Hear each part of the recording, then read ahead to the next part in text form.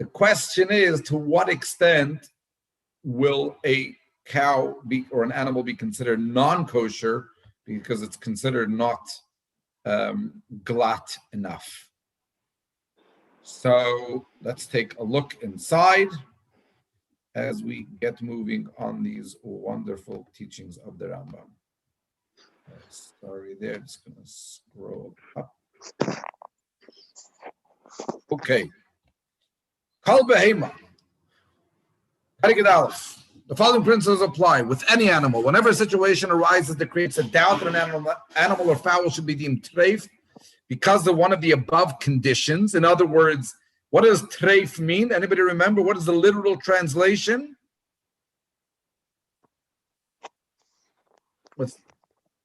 Sorry, Kevin, you said? Kent, you said? Torn, right? Torn. In other words, that a part of the animal is torn to the extent that it's not considered having been slaughtered by shchita, but rather it was on the way to death, to an imminent death, because it was torn in the field, whether by an animal or by illness, by a predator or by illness. So an example is given: an animal that fell and didn't walk, or if it was attacked by a wild beast, we don't know whether the flesh near the intestines turned red or not, or if its skull was crushed and we don't know if the majority of the skull was crushed or not, or other similar circumstances. If the animal was male and it remained alive for 12 months afterwards, we operate in the assumption that it's intact like all of the animals. If it's female, wait until it gives birth. With regard to a bird, if it's male, we wait 12 months. If it's a female, we wait until it lays the eggs that it's carrying, spawns a new load, and then lays them.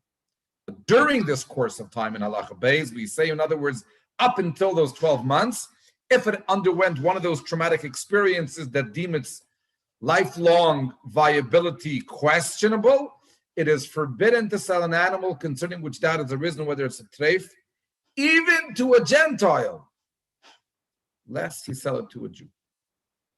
So such an animal you must hold on to. Gimel, because you're the only one that has the information that places it in doubt, and selling it onwards without that information attached to it, which you can never be fully sure of, because you can sell it to a non-Jew and he'll then pass it on as kosher in order to get extract maximum value, is prohibited.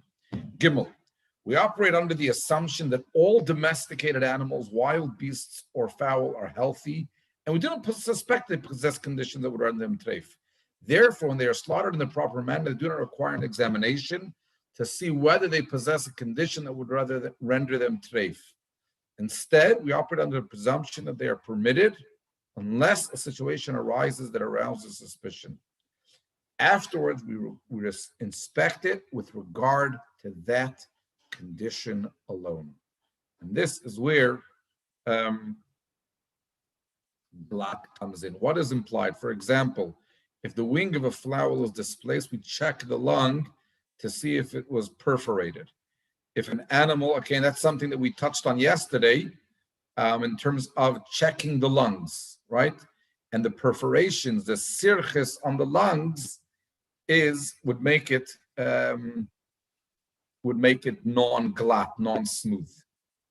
If an animal fell, we check to see if its organs were crushed. If the skull was crushed, check to see the membrane of the brain to see if it was perforated. If it was struck by a thorn or shot by an arrow, a javelin, or the like, and it entered its inner cavity, our suspicions are aroused and we require inspection of the entire inner cavity, lest it have perforated one of the organs. Its perforations renders an animal treif, and similar laws apply in all analogous situations. Hey, therefore, when there are growths on a lung, or sirches upon it, in other words, strands or adhesions, hanging from it to the rib cage, the heart, or the diaphragm, we suspect that it was perforated and require an inspection. Okay, and that is how we check whether an animal is glatt kosher. Glatt is referring specifically to the lungs here that we're speaking about. And I remember as a child, I was in Yeshiva's Kayetz, a summer program in Italy. And one of our activities was they brought a goat to camp. We fed it, we embraced it, we had a lot of enjoyment. I think he enjoyed it as well. And then we elevated it through shchita. And they taught us all the laws of shchita. And we each had a chance to blow the lungs up to see if there were any holes and to feel the lungs to see if there were any adhesions to it, any perforations. Similarly, if a swelling was found that contained fluid, we feared that a bronchial below it was perforated, and the lung must be inspected. Vav, following the logic of this law, the following rules would apply if it was discovered that circumscribed strands were hanging from the lung, whether they extended from the body of the lung to the rib cage, or to the heart, or to the diaphragm. We cut the sircha, take out the lung, and place it in lukewarm water and blow it up. You blow the lungs through the windpipe, and if it's discovered to be perforated, the animal is treif. If the water doesn't bubble, it's intact without any perforation, the animal is permitted. For the sircha was not at the place of a perforation, or perhaps only the outer membrane of the lung was perforated. Nevertheless, I never saw anyone who ruled in this manner, nor did I hear of a place that follows such practice, in other words, of requiring such stringency. Even though this is what appears to be the ruling from the words of the sages of the Gemara, the widespread custom among the Jewish people is as follows. When a domesticated animal or a wild beast is slaughtered, we tear open the diaphragm and check the lung in its place. If a sircha is not discovered hanging between the one of the lobes and the flesh where it lies, whether on the flesh that is between the ribs or the flesh on the breastbone, or a sircha was extending from one lobe to the other in order, or from the body of the lung to the lobe which is next to it, we permit the animal. In other words, we check the lobes, and if there's no problem, then it's okay. If, however, a strand is discovered leading from the lung to any place which is extended, even if it is as thin as a hair, meaning if there's actual connection, he says, we forbid the animal. Similarly, if there was a strand extending from the lung to the heart, or to the diaphragm, the protective covering of the heart, or the rose, we forbid the animal.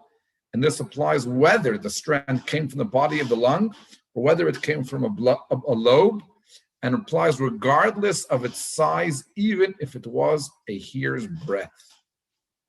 Similarly, when the rose is attached to its pocket, or a strand extends from its pocket, we forbid it. And when a strand extends from lobe to lobe in an improper order, we forbid the animal. Yud. There are places where the custom is that if the sircha is from the lobe to the flesh and the bones of the rib, and the sircha is attached to both of them, they forbid it. This is one of the few places where the Rambam is known in Hilchos Shchita, and this is the actual halacha, where the Rambam quotes from his father and teacher. Anybody know what his father's name was? You all do. Correct, Kent. Unmute yourself. Maimon. Maimon. Maimonides means the son of Maimon. So he says, my father and teachers are those who forbid it. I, by contrast, am one of those who permit it. In a small number of places, they permit it even when it is attached to the bone alone. And then, actually, I forbid it, the Rambam says. It's interesting how he's taking a very, very unique position. Yud Aleph.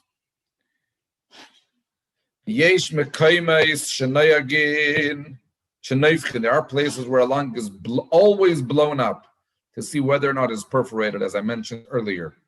In most places, however, it is not blown up because there is no factor that raises a suspicion concerning it. In Spain and in the West, in other words, Western Europe, we never blew up a lung unless there was a factor, that caused suspicion. So he does not require the blowing of the lungs.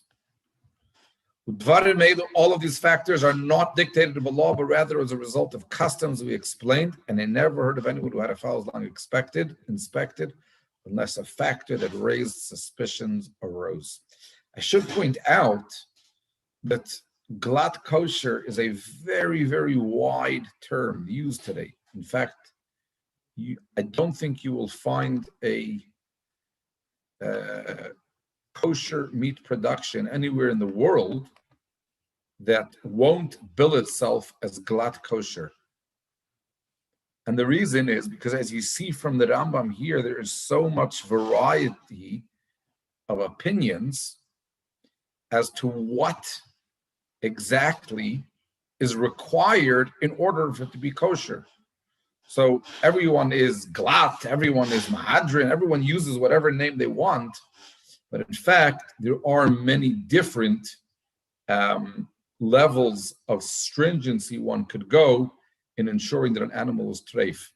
I should say that in America, the majority of kosher meat uses a very lenient view, relatively lenient views, because the cows in America are not as healthy as most other places in the world. South Africa, South America are much healthier, but the level of glatt is more lenient. Yud Gimel, of smoothness of the lungs. Yud Gimel, Mishach is a person slaughtered an animal and cut up in its belly. A dog or a Gentile came and took the lung and ran away with it. Before the slaughterer checked the lung, the animal is permitted. Why? Because we don't go with an assumption that it was perforated or was attached to the bone, because we don't presume that an animal was forbidden. Instead, we operate under the presumption that the animal is kosher unless we know what factor caused it to become treif. Just like we do not suspect that the membrane of the brain was perforated, the backbone was severed, or the like, we do not raise suspicions over a lung that has been lost. There are no customs regarding situation because customs are not instituted with regard to factors that are not commonplace. In other words, if the lungs were stolen. Yudalit. If a Gentile or a Jew comes and takes out a lung before the lung was inspected, but the lung still exists, blow it up. This applies even if we do not know whether there are growths or not because of the widespread custom. So when you can get a hold of it, you should. Tesvav. There are places who rule that we forbid an animal if there are sirchas hanging from the lung, even if they are not attached to the chest or another place. And this practice causes great loss and forfeit of Jewish money, which is why many hashgachot are more lenient. This was never the custom in France or in Spain. It was never heard of in the West, and it is not proper to follow this custom. Instead, all that is necessary is to blow up the lung, and if it is covered to be intact without perforation, the animal is permitted. Okay, so he allows it to be considered. So what does glatt mean? Better, not as many sirchas. But in America, for example, there are measurements that they use to say how much sirchas they will allow. But it's not 100% glatt on many of their schlachtheises. Any questions? Rabbi, a question in regard to the sichas. Are we looking at the inside of the lung or the outside of the lung? When we talk about it being smooth. Outside of the lung. Okay. Thanks. Hey.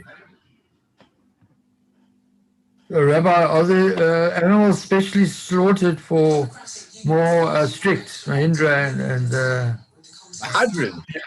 Mahadrin, and are they set aside for that purpose? So whenever you'll see on hashgachot that it's mahadrin. What does mahadrin mean? It's just higher. It's higher levels of the halachas that we learned here. But it's not only these halachas, it's also the halachas of the knives, for example. How often are you required to check the knife? Between every shchita is impossible. You know what I mean? So that's the yeah. Okay. Thanks, Rabbi. Thanks, Right. Rabbi. Have a Shalom. good Shalom to good everyone. Shabbos. Shabbos. Shabbos. Bye-bye.